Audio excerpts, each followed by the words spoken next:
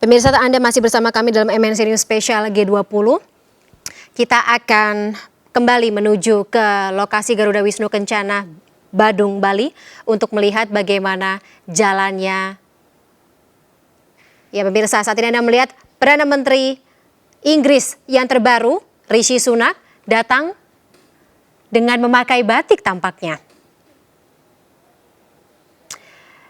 Sebagai informasi saja pemirsa, semua tamu undangan para pemimpin negara yang datang dalam acara KTT G20 malam hari ini memakai batik.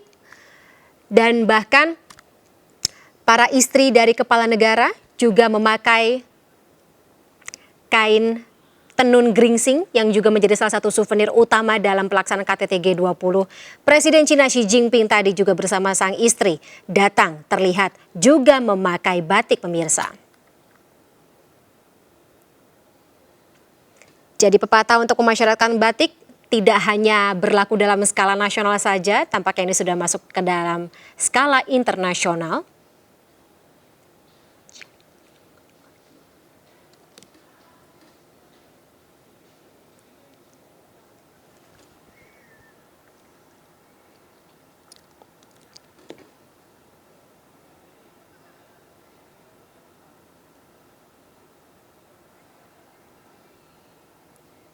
Masih kita menunggu pemirsa, satu persatu para pemimpin dunia berdatangan.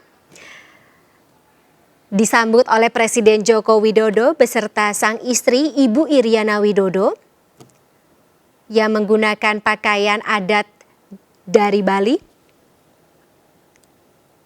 sebagai tuan rumah dari pelaksanaan KTT G20 pada tanggal 15 hingga 16 November 2022. Putra Mahkota Arab Saudi pemirsa Muhammad bin Salman memasuki lokasi venue Garuda Wisnu Kencana. Tidak memakai batik memang pemirsa, memakai pakaian kebesarannya sebagai sang putra mahkota dari Arab Saudi.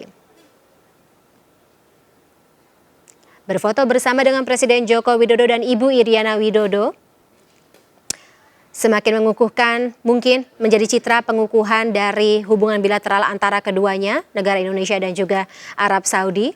Tidak hanya di sektor keberangkatan dan juga kepulangan haji pemirsa, sebagai negara yang menghasilkan jamaah haji paling besar di dunia.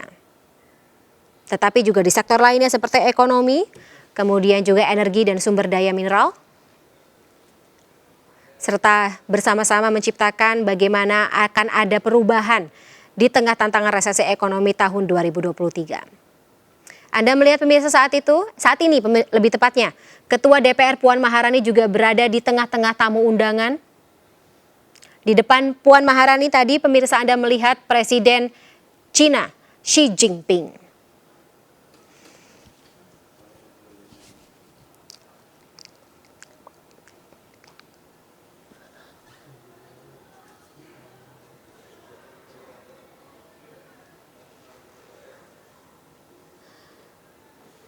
Ya pemirsa, Thomas Bach sebagai President of the International Olympic Committee juga turut hadir dalam undangan dari KTT G20 malam hari ini.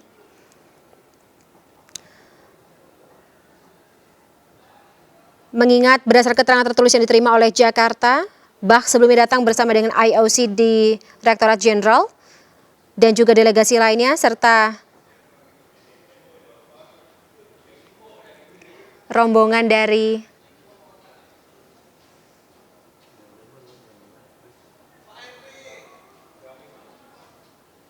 Selain Bach, Presiden FIFA Gianni Infantino juga hadir pemirsa dalam pertemuan G20 Bali malam hari ini sampai dengan besok 16 November 2022.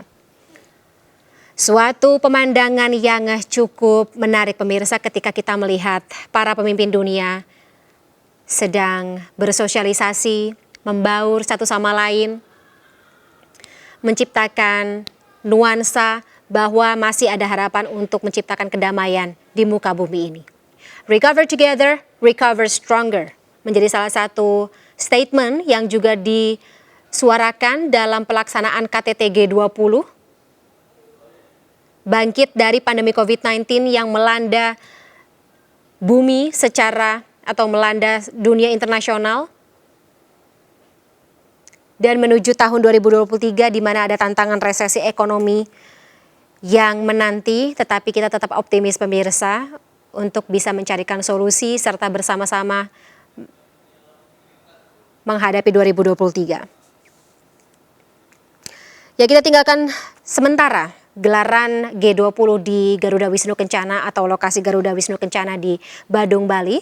Kita lanjutkan kembali pemirsa dialog terkait dengan gelaran konferensi tingkat tinggi G20 di Bali yang juga menjadi bukti bahwa dunia mengapresiasi serta percaya terhadap Indonesia. Komunike atau komitmen bersama pun diharapkan bisa muncul dari para pemimpin dunia yang hadir dalam KTT G20 ini. Lalu pertanyaannya, seberapa penting komunike dalam gelaran G20? Kita akan membahasnya lebih jauh bersama dengan Profesor Hikmahanto Juwana, selaku pakar hukum internasional dari Universitas Indonesia. Selamat malam, Pak Hikmahanto. Selamat malam. Baik, Pak Hikmahanto nggak ikut ke Bali? Enggak, saya di Jakarta aja. Kita pantau sama-sama dari ibu kota ya. Baik, Pak Hikmahanto, kalau dari pantauan Anda dari persiapan G20 tahun 2021 sampai dengan jalannya G20 saat ini mungkin punya catatan tersendiri, Pak Hikmahanto. Melihat delegasi, kemudian juga komunikasi yang sudah terjalin antar para pemimpin dunia saat ini, mungkin kita bisa sedikit kerucutkan terkait dengan Amerika bertemu dengan Cina. Tapi kita juga tidak menafikan bahwa ada beberapa sosok yang diharapkan kebetulan absen justru dalam gelaran G20 ini. Bagaimana, Pak? Ya, pertama adalah gelaran ini persiapannya sungguh sangat luar biasa, sampai ke masalah-masalah yang sangat detail, terutama sekali terkait dengan agenda yang disiapkan oleh para pejabat yang ada di Indonesia untuk dibahas pada hari ini dan esok. Yang kedua, persiapan venue, persiapan hotel dan lain sebagainya juga sungguh sangat luar biasa. Bahkan masyarakat Bali harus diapresiasi karena mereka ketempatan tapi mereka tidak mengeluh, justru mereka sangat gembira mendapatkan kehormatan. Bali dijadikan tempat untuk pertemuan-pertemuan kepala pemerintahan, kepala negara skala besar. Dan ini tentu bukan pertama kali. Yang ketiga, masalah keamanan, lalu keselamatan dari para kepala pemerintahan, kepala negara yang sangat kompleks karena kita mengundang kepala negara, kepala pemerintahan negara adidaya seperti Amerika Serikat yang mereka tentu ingin memastikan bahwa tidak akan terjadi apa-apa. Itu sungguh sangat luar biasa. Jadi itu juga harus diapresiasi dari sisi keamanan dan keselamatan dari para kepala negara dan kepala pemerintahan. Nah, terkait dengan gelaran yang kali ini dilakukan, sebenarnya Indonesia sudah sungguh sangat luar biasa bisa menghadirkan, kalau menurut Bapak Presiden adalah 17 kepala negara, kepala pemerintahan dari anggota G20.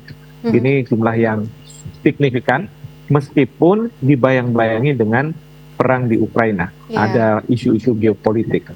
Tetapi yang kita apresiasi adalah negara adidaya seperti Amerika Serikat dan Cina hadir, meskipun terkait dengan Rusia tidak hadir, tapi ingat Bapak Presiden sudah melakukan berbagai upaya untuk memastikan kehadiran dari Rusia, Amerika Serikat, bahkan juga Cina, dan juga Ukraina, Presiden Zelensky.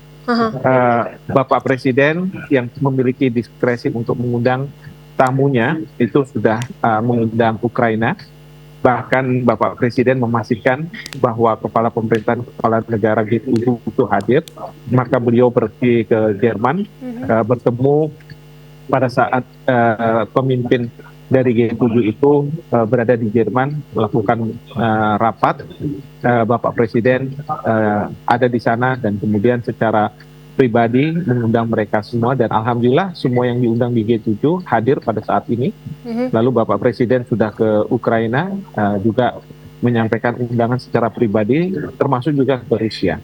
Lalu Bapak Presiden last minute sebelum pelaksanaan dari KTT G20 sudah melakukan telepon kepada setiap kepala negara dan kepala pemerintahan yang ada, dan kemudian mereka sudah dihubungi secara personal oleh Bapak Presiden. Jadi ini sesuatu yang sangat luar biasa, bahwa kemudian Presiden Putin tidak bisa hadir, tentu kita tidak bisa punya kendali, karena kita tahu bahwa Presiden Putin adalah kepala negara dari sebuah negara besar yang tidak bisa diminta untuk atau dipaksa untuk hadir. Jadi itu yang tentu kita harus hormati keputusan beliau.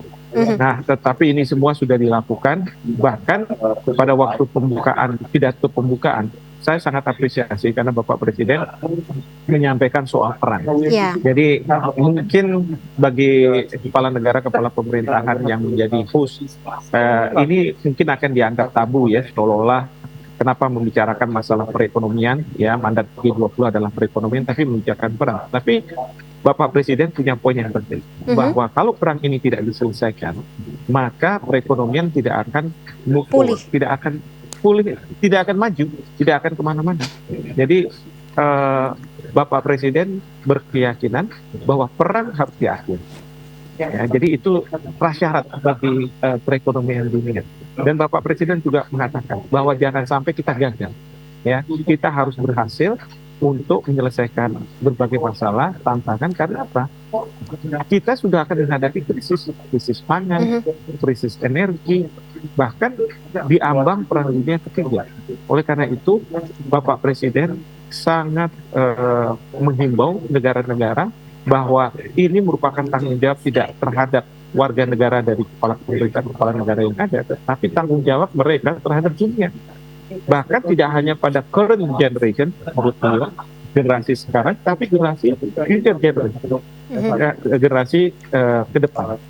Jadi ini sesuatu yang menurut saya himbauan yang sangat luar biasa. Kita berharap bahwa kepala dan negara, kepala pemerintah, ya Pak Hikmanto. Ya, itu luluh dan kemudian bisa berdamai lah. Baik. Sebelum saya ingin gali lagi terkait dengan isu-isu yang muncul atau dibicarakan dalam KTT G20, tapi kalau kita mungkin sedikit mengingat tadi hampir seluruh pemimpin dunia yang hadir menggunakan batik, Pak Hikmahanto. Kemudian juga tampak nggak bohong gitu, kalau tidak bohong nuansa, kemudian juga mata para pemimpin dunia yang hadir ini juga tampak rileks, tampak bahagia berada di tengah-tengah satu sama lain gitu di Bali. Apakah katakanlah presiden seperti apa yang Anda tangkap dari situasi seperti ini? Ya, dalam event-event internasional yang dilakukan di Indonesia, kita pernah beberapa kali melakukan ini. Memang batik itu harus ada di para tetamu. Kita akan memberikan kain batik. Itu citra diri kita, citra diri Indonesia ya Pak Hikmanto? Betul sekali, diukurkan bajunya supaya pas dan lain sebagainya sebelum mereka datang, sehingga mereka bisa nyaman menggunakannya dan menunjukkan bahwa kita ini adalah Indonesia. Kita sangat kita tahulah kalau batik itu sangat populer di Indonesia dan kita melakukan hal tersebut.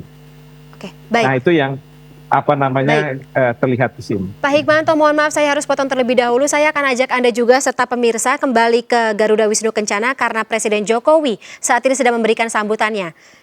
Kita tahan dulu ya Pak ya dialognya. And devotion. These are our duties to the world and humanity. Please enjoy the dishes that we have prepared for you. I hope it is not too spicy for your excellencies. Thank you.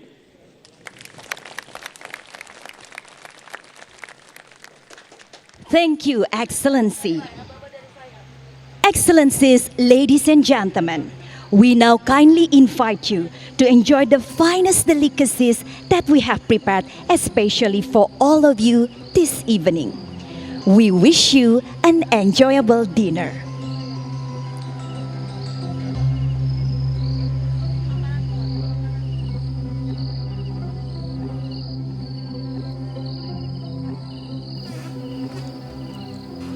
Ya pemirsa, gala dinner dalam KTT G20 akan segera dimulai. Tadi Presiden Joko Widodo berpesan sebelumnya mengucapkan apresiasi dan terima kasih atas kedatangan serta partisipasi dari para pemimpin dunia dalam KTT G20 tahun 2022 ini, serta berharap para undangan menikmati masakan khas dan juga otentik dari Indonesia walaupun dikenal pedas.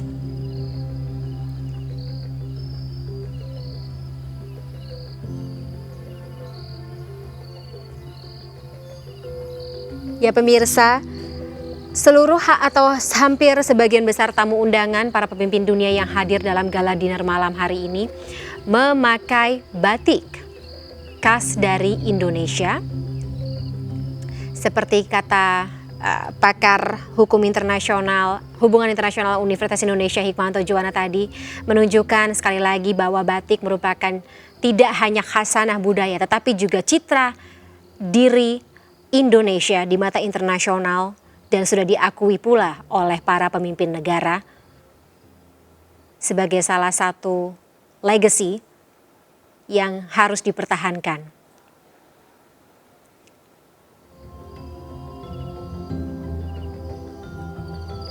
Lokasi gala dinner ini bertempat di Garuda Wisnu Kencana, salah satu landmark paling ikonik di Bali. Ya pemirsa, kita lanjutkan kembali dialog bersama dengan Profesor Hikmahanto Juwana. Pak Hikmahanto masih bersama kami ya? Ya, silakan. Baik, Pak Hikmahanto mungkin bisa sedikit dielaborasi lagi terkait dengan bagaimana komunikasi terjalin antara pemimpin dunia saat ini, kemudian juga pertemuan kemarin Amerika Serikat dan Cina yang tadinya ekspektasi kita atau yang biasanya terjadi kan selama ini ada sedikit pertentangan kepentingan, kemudian juga rivalitas tanda kutip seperti itu. Tapi kelihatannya dalam KTT G20 ini hubungannya mesra. Apa insinuasi yang Anda tangkap? Ya, yang pasti ada atmosfer yang tidak terasa kalau misalnya para kepala negara, kepala pemerintahan ini hanya berbicara melalui media. Selama ini kan mereka tidak pernah bertemu langsung. Kalaupun bertemu langsung secara bilateral diatur dan lain sebagainya. Nah, pada kesempatan ini mereka datang menghadiri suatu konferensi tingkat tinggi, tapi pada saat yang bersamaan mereka bisa melakukan pertemuan-pertemuan bilateral. Seperti kemarin Presiden Xi Jinping dan Presiden Joe Biden yang menghabiskan waktu selama 3 jam. Dan dalam pertemuan itu disepakati bahwa komunikasi antar kepala negara, kepala pemerintahan harus diperbaiki, bahkan di level-level bawah. Ini yang penting dari pertemuan seperti KTT sekarang ini. Jadi di samping agenda utamanya yang penting, tetapi juga pertemuan-pertemuan bilateral. Nah, tadinya saya berharap bahwa Presiden Rusia bisa juga hadir dan mereka bertemu secara bilateral. Dengan demikian ketegangan itu semakin menurun. Nah, sayangnya Presiden Rusia tidak hadir. Nah, karena tidak hadir, jadi pertemuan bilateral itu tidak terjalin. Kalau misalnya ada, mungkin juga malam ini beliau bisa bicara dengan kepala pemerintah dan kepala negara lainnya. Gitu. Walaupun diwakili sama Sergei Lavrov sendiri, tapi ya beda seperti itu Pak Hikmahanto ya? Beda sekali, beda. Baik. Tentu Pak beda karena ini levelnya lain. Ya. Pak Hikmahanto, saya juga penasaran terkait dengan pendapat Anda yang sebelumnya setuju dengan Menko Marves Luhut Binsar Panjaitan yang menyebut komunike dalam G20 yang selama ini biasanya terjadi, tapi di KTT G20 ini justru tidak terlalu penting. Maksudnya gimana Pak?